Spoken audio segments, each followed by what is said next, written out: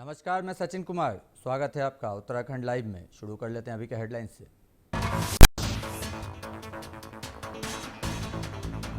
सड़क हादसों पर लगेगी लगाम। अधिकारियों के साथ बैठक में सीएम धामी ने दिए सड़क दुर्घटना सुरक्षा नियमावली बनाने के निर्देश।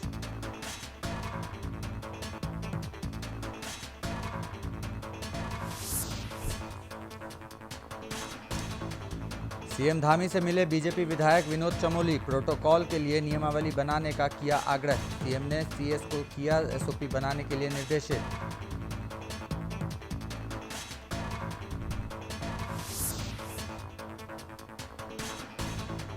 पीएम स्वनिधि में उत्तराखंड ने हासिल किया 100% लक्ष्य। धामी ने कहा, अंत्योदय को ध्यान में रखकर काम कर रही है केंद्र और राज्य सरकार।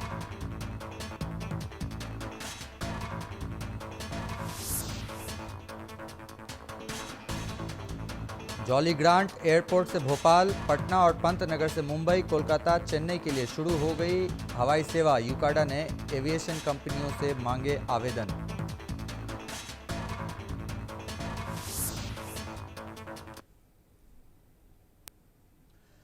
खबरें विस्तार से। उत्तराखंड में बढ़ते सड़क हादसों के मामले को धामी सरकार भी गंभीरता से ले रही है। यही कारण है कि अब सरकार ने सड़क दुर्घटना सुरक्षा नियमावली बनाने का निर्णय लिया है।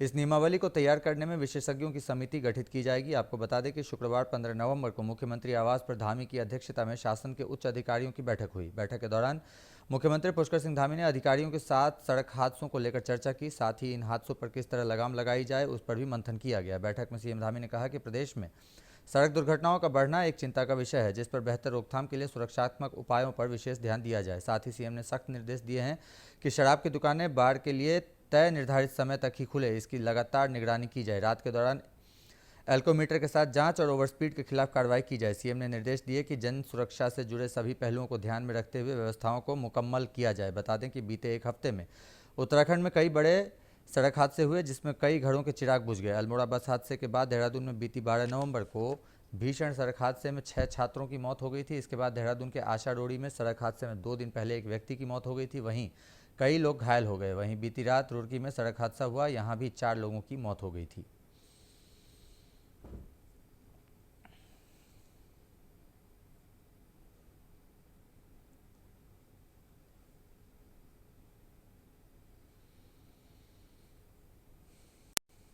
शुक्रवार को धर्मपुर से विधायक विनोद चमोली ने सीएम आवास में मुख्यमंत्री पुष्कर सिंह धामी से मुलाकात कर अपने विधानसभा क्षेत्र में किए जा रहे विकास कार्यों पर मुख्यमंत्री का धन्यवाद किया। चमोली ने सरकारी कार्यक्रमों में जनप्रतिनिधियों की गरिमा के अनुकूल आमंत्रित करने, उनके प्रतिभाग करने के साथ ही बैठने के क्रम की व्यवस्था सहित प्रोटोकॉल के संबंध में एसओपी जारी किए जाने के लिए मुख्यमंत्री से आग्रह किया, जिस पर मुख्यमंत्री पुष्कर सिंह धामी ने कहा कि जनप्रतिनिधियों को प्रदान किए जाने वाले प्रोटोकॉल के संबंध में एसओपी जारी करने के लिए मुख्य सचिव को निर्देशित कर दिया गया है। आपको बता दें कि बीते रोज उत्तराखंड स्थापना दिवस पर विधायक चमोली की प्रोग्राम में बैठने को लेकर बहसबाजी हुई थी, जिसके बाद चमोली ने मुख्य सचिव को भी पत्र लिखा था।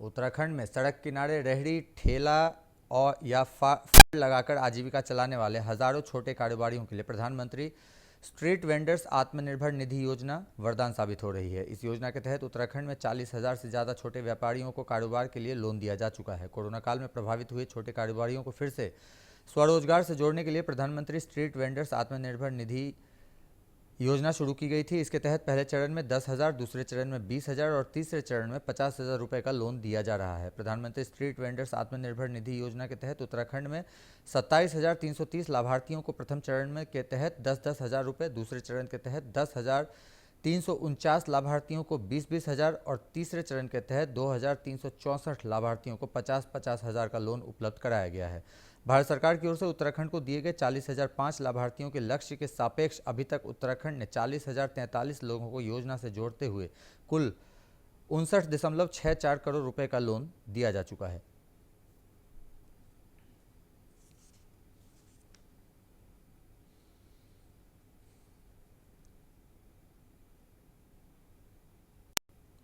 प्रदेश के जौलीग्रांट और पंतनगर एयरपोर्ट से 5 शहरों के लिए सीधी हवाई सेवा शुरू करने की तैयारी है। इसके लिए उत्तराखंड नागरिक उड्डयन विकास प्राधिकरण ने टेंडर प्रक्रिया शुरू कर दी है। हवाई सेवाओं का विस्तार होने से पर्यटन को बढ़ावा मिलेगा। जौलीग्रांट एयरपोर्ट से भोपाल, पटना, पंतनगर से मुंबई, कोलकाता, चेन्नई के लिए हवाई सेवा संचालित करने के लिए यूकाडा ने एविएशन कंपनियों से आवेदन मांगे हैं। प्रदेश में पर्यटन के साथ ही औद्योगिक निवेश के मकसद से निवेशक उत्तराखंड आते हैं, लेकिन अभी तक मुंबई, कोलकाता, चेन्नई, भोपाल के लिए सीधी हवाई सेवा नहीं है। इसे देखते हुए प्रदेश सरकार अब नए शहरों को हवाई सेवा से जोड़ने का प्रयास कर रही है। यूकाडा के अपर मुख्य कार्यकारी अधिकारी दयानंद सरस्वती ने बताया, 5 शहरों के लिए हवाई सेवा शुरू करने के लिए टेंडर प्रक्रिया चल रही है।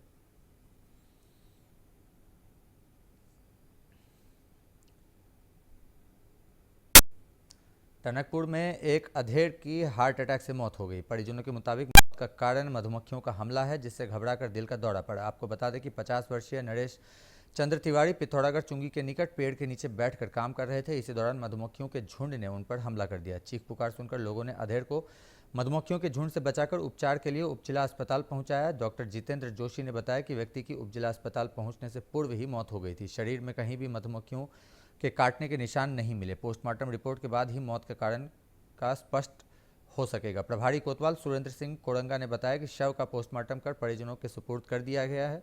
इधर मृतक के बड़े भाई सूरज तिवारी ने बताया कि नरेश को 1 साल पहले ही दिल का दौरा पड़ा था, साथ ही वह बीपी का दवाई भी लेता था। उन्होंने अंदेशा जताया है कि मधुमक्खियों के हमले से घबरा कर उन्हें दिल का दौरा पड़ा होगा। अचानक मौत की घटना से परिजनों का रो रो कर बुरा हाल है। वहीं वन विभाग भी पूरे मामले की जांच में जुटा है।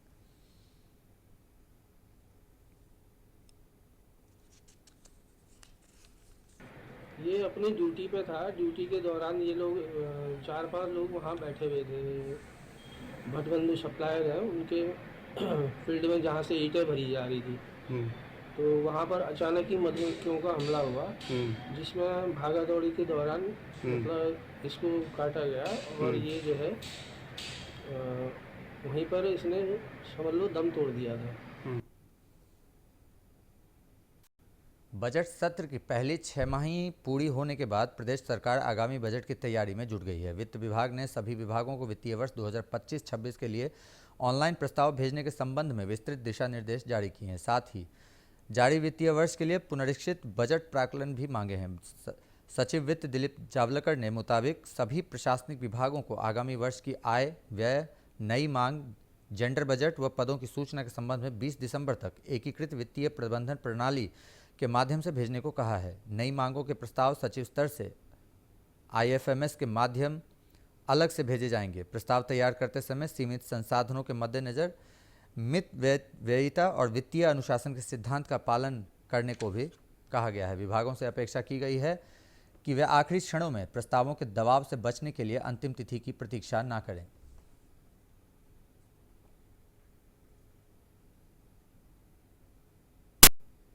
नैनीताल उधम सिंह नगर सांसद अजय भट्ट लगातार दूसरी बार सांसद बनने के बाद अपने संसदीय क्षेत्र जसपुर विधानसभा क्षेत्र की जनता का आभार व्यक्त करने पहुंचे, जहां भाजपा कार्यकर्ताओं नरगर्म जोशी के साथ फूल मालाएं पहनाकर सांसद का स्वागत किया। भाजपा नेताओं के साथ भट्ट ने प्रधानमंत्री नरेंद्र मोदी के द्वारा पूरे देश में चलाई गई जल जीवन मिशन योजना के तहत ग्राम सभा नारायणपुर व ताबालपुर अमियावाला में पानी की टंकी से जल का शुभारंभ किया।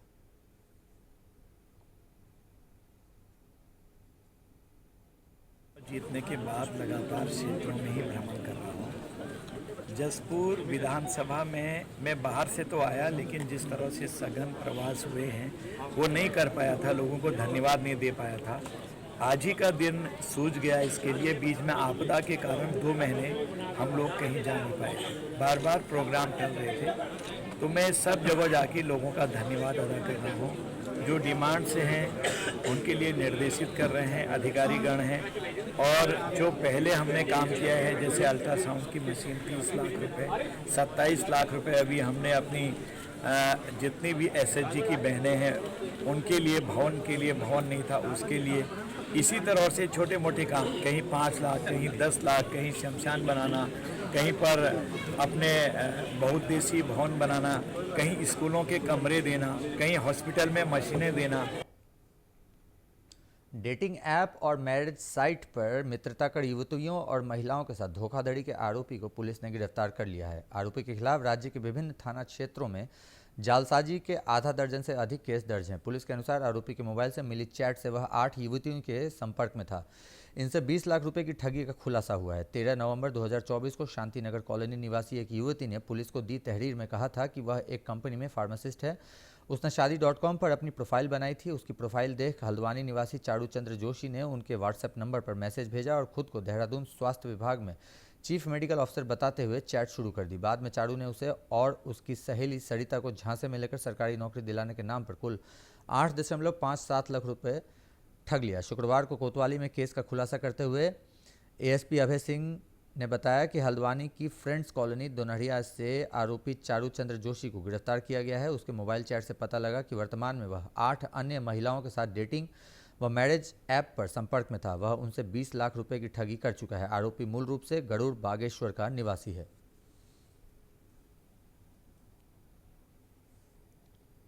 साथियों, जैसा कि आप सबको पता है कि मंगलवार का दिन श्रीमान वरिष्ठ पुलिस अधीक्षक महोदय द्वारा काशीपुर एएसपी ऑफिस में सुनवाई के लिए नियत किया गया है। वहां पे विभिन्न फरियादियों के द्वारा अलग अलग प्रकरणों में अपनी फरियाद रखी गई थी। उसी में एक पीड़िता द्वारा अपना एक प्रकरण बताया गया था कि उसमें एक लड़का जो कि मैट्रिमोनियल साइट पे उससे सबसे पहले दोस्ती करता है, उसके बाद से उसको शादी का झांसा देता है और वो अपना परिचय ये देता है कि वह फार्मासिस्ट के पद पे है सरकारी अस्पताल हल्द्वानी में और उसकी ऊंची लेवल पे जान पहचान है। उसने अपना भी जो नियुक्ति है वो इसी माध्यम से कराई है, तो तुम कुछ पैसों का इंतजाम करो तो मैं तुम्हारी भी सरकारी नौकरी दिला दूंगा। इस पे जो हमारी फरियादनी है, जो पीड़िता, वो विश्वास करती है और अपने पास से लोगों से कर्ज लेकर के जो अपने पास जमा पूंजी थी वो लगभग 3.5 लाख रुपए और इसी तरीके से लगभग 5.5 लाख रुपए के करीब में वो अपनी एक देहरादून कोई लड़की है उसके माध्यम से इसको दिलाई। इस तरह से ये 8,57,000 रुपए ले लेता है।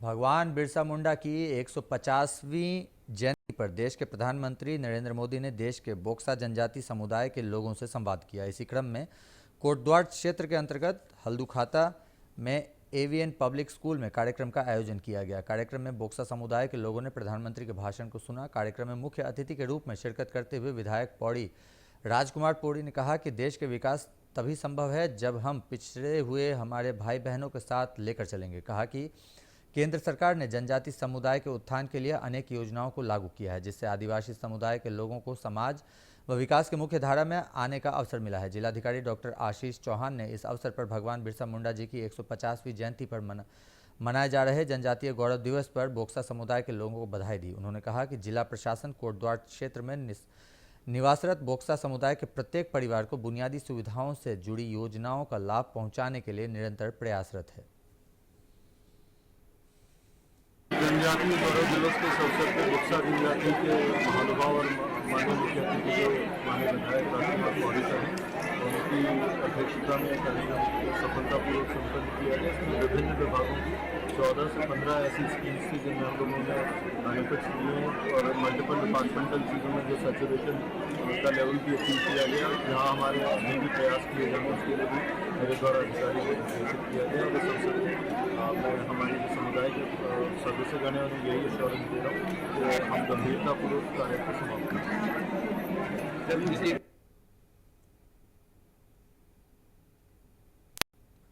खटीमा क्षेत्र के झनकैया में मां शारदा नहर के किनारे लगने वाले मेले का विधिवत उद्घाटन रविंद्र बिष्ट उप जिलाधिकारी खटीमा द्वारा किया गया। इस अवसर पर गोपाल सिंह राणा, किसान आयोग के उपाध्यक्ष राजपाल सिंह और मेला कमेटी के पदाधिकारी आदि मौजूद रहे और गंगा स्नान के अवसर पर श्रद्धालुओं ने मां शारदा में आस्था की डुबकी लगाई। दरअसल कार्तिक पूर्णिमा के अवसर पर लगने वाला यह मेला 7 दिनों तक चलेगा, जिसमें स्थानीय लोगों के साथ साथ पड़ोसी देश नेपाल से लोग आते हैं।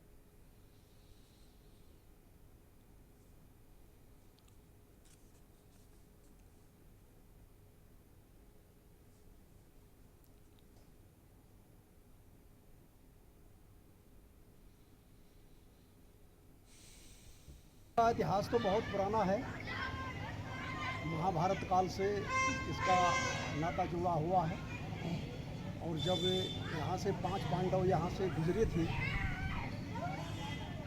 तो यहाँ पे कुछ पल के लिए रुके थे, कुछ समय के लिए, और उस समय से ही यहाँ मेला चला आ रहा है।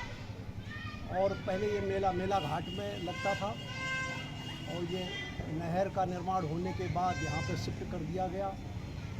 और ये मैं जब यहाँ पर केवल थारू जनजाति के लोग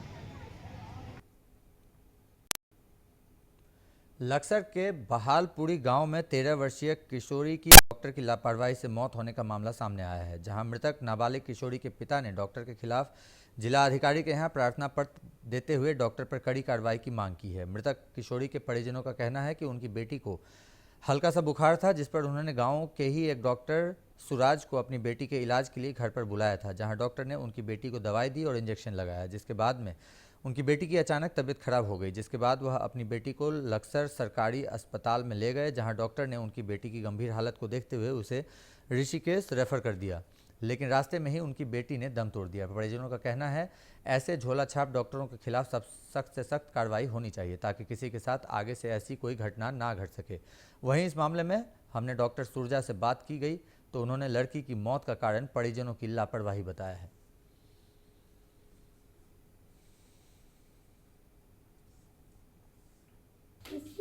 मतलब रिंग चला गया ना उसका, तो उसके बाद जो सब बुखार मतलब वो बोलना ही बंद कर दी, उल्टी हुई सब 3 उल्टी तो उसने मतलब उठवा अपने आप ही करनी, तो 3 उल्टी वो कर ही नहीं पाई, करी मतलब वो करती चली गई, ना वो बोलनी ना होगी।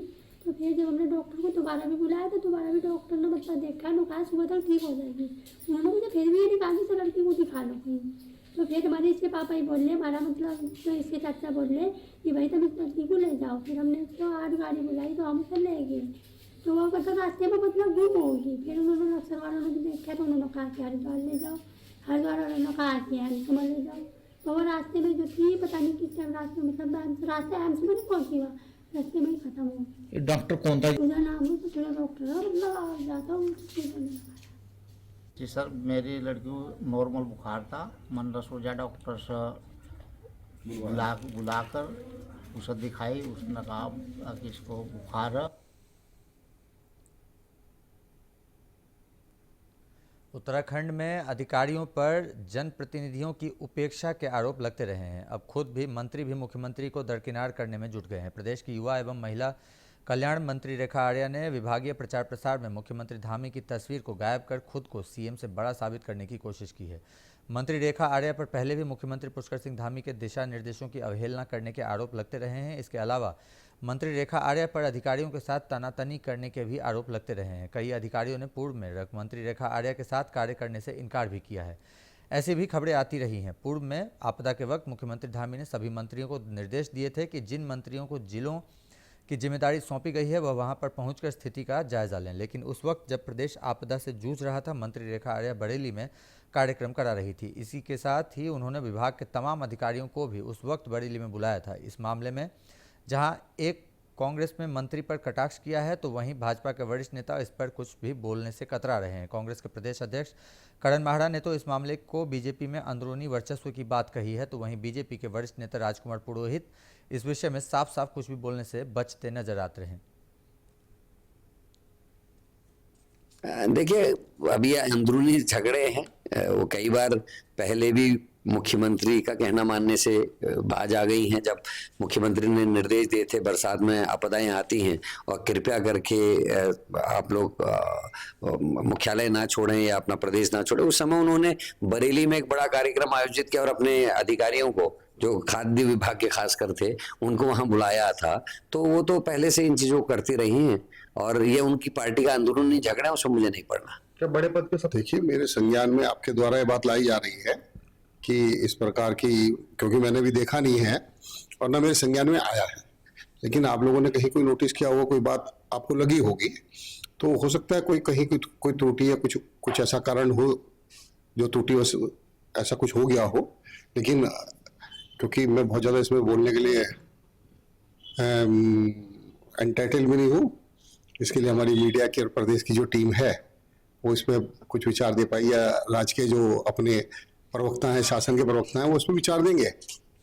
लेकिन हो सकता है कहीं कोई भूल चूक हो गई हो, कुछ ऐसा जैसा आप लोगों ने बताया। वैसे मैं समझता हूँ कि रात में तो किसी का कुछ नहीं होगा, लेकिन हो सकता है कहीं कुछ भूल चूक। प्रचार मुख्य बीते दिनों भाजपा प्रदेश मुख्यालय में सदस्यता अभियान के तहत उत्तरकाशी से राजवीर परमार समेत सैकड़ों लोगों ने भाजपा का दामन थामा। इस दौरान भाजपा के गंगोत्री से विधायक सुरेश चौहान भी मौजूद थे। अपनी विधानसभा से सैकड़ों लोगों को सदस्य बनाने को लेकर उनका विशेष आभार भी व्यक्त किया गया, जिसको लेकर सुरेश चौहान ने कहा कि भाजपा का कुनबा लगातार बढ़ता जा रहा है और गंगोत्री विधानसभा से करीब 27,000 लोगों ने भाजपा की अब तक सदस्यता ग्रहण की है। साथ ही उन्होंने कहा कि प्रधानमंत्री नरेंद्र मोदी और भाजपा की नीतियों, जिनका उद्देश्य है कि अंतिम छोर पर खड़े व्यक्ति को सुविधाएं मिले, चाहे वह आवास की हो, किसान सम्मान निधि की हो या आयुष्मान जैसी तमाम योजनाएं हो, जिनसे लोग लाभान्वित हुए हैं, जिसके चलते वह भाजपा की सदस्यता ग्रहण कर रहे हैं।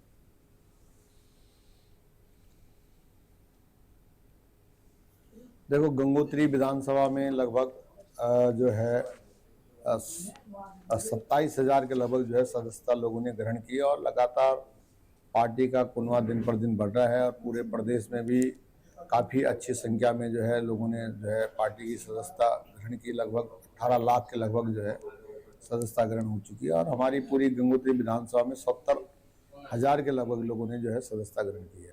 प्रधानमंत्री हमारे देश के यशस्वी प्रधानमंत्री माननीय मोदी जी की जो देन है और जो भारतीय जनता पार्टी निरंतर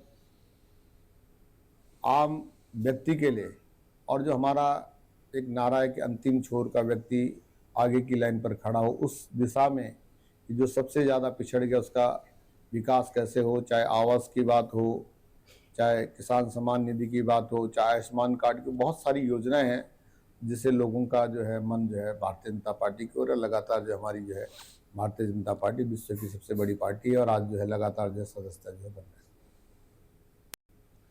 उत्तराखंड हाई कोर्ट ने बॉबी पवार सहित अन्य के खिलाफ मुख्य न्यायिक मजिस्ट्रेट बागेश्वर में चल रहे आपराधिक मामले में सुनवाई की। मामले की सुनवाई के बाद कोर्ट की एकल पीठ ने मुख्य न्यायिक मजिस्ट्रेट बागेश्वर के यहां पहुंच विचाराधीन आपराधिक वाद राज्य सरकार बनाम बॉबी पवार व अन्य तथा निरीक्षक कैलाश नेगी बनाम बॉबी पवार के वादों की कार्रवाई पर रोक लगाते हुए राज्य सरकार से जवाब दाखिल करने को कहा है। मामले की सुनवाई के लिए कोर्ट ने 12 मार्च 2025 की तिथि नियत की है। आपको बता दें कि उत्तराखंड बेरोजगार संगठन के अध्यक्ष बॉबी पवार व अन्य के खिलाफ पुलिस प्रशासन द्वारा दिनांक 25 अगस्त 2023 को एक प्रथम सूचना रिपोर्ट दर्ज की गई, जिसमें बागेश्वर विधानसभा उपचुनाव 2023 के दौरान लागू धारा 144 का उल्लंघन करने पर बॉबी पवार व अन्य 4 साथियों के खिलाफ प्रथम सूचना रिपोर्ट दर्ज की गई थी, जिसके क्रम में मुख्य न्यायिक मजिस्ट्रेट बागेश्वर की अदालत में आपराधिक मुकदमा दाखिल किया गया तथा मामले में सभी आरोपियों के विरुद्ध चार्जशीट भी दाखिल की गई है। इस आपराधिक कार्रवाई को रोकने के लिए बॉबी पवार व अन्य ने उच्च न्यायालय में याचिका दाखिल की, जिसमें याचिकाकर्ताओं द्वारा कहा गया है कि उनके खिलाफ झूठी रिपोर्ट दर्ज की गई है। जो उपचुनाव हुआ था बागेश्वर में अभी 2024 में ही, तो उससे जुड़ा हुआ मामला था। बॉबी पवार जो बेरोजगार संघ के अध्यक्ष हैं, उनके 2-3 साथी वहाँ पर जो अवेयर करने के लिए, लोगों को जागरूक करने के लिए कुछ पम्पलेट बांटना चाह रहे थे, जिसमें कि प्रशासन ने ये कहते हुए कि साहब आपको पम्पलेट बांटने की अनुमति नहीं है, आप यहाँ इकट्ठा नहीं हो सकते, धारा 144 लागू हुई है, तो उनके ऊपर मुकदमे दर्ज कर दिए गए थे। उन मुकदमों को यहाँ मतलब उस जो क्रिमिनल प्रोसीडिंग चल रही थी उसको चैलेंज करते हुए माननीय उच्च न्यायालय में उसको चैलेंज किया गया था और उसमें माननीय उच्च न्यायालय ने पहले ही पूर्व में जो स्टे दिया था प्रोसीडिंग पर, आज का भी जो है उसमें जो सुनवाई हुई है तो उस स्टे को आगे बढ़ा दिया गया है। और सरकार से भी पूछा कि क्या पम्पलेट बांटने के लिए कोई प्रावधान ऐसा है कि उसके लिए अनुमति लेने की ज़रूरत है, तो वहाँ पर अधिवक्ता जो रेस्पोंडेंट साइड से उनके द्वारा कहा गया कि नहीं, ऐसी तो कानून में कोई अनुमति की ज़रूरत नहीं है कि पम्पलेट बांटने से पहले प्रशासन से इसकी अनुमति ली जाए। ये थी अब तक की सारी बड़ी खबरें। मिलते हैं अगले बुलेटिन में, तब तक के लिए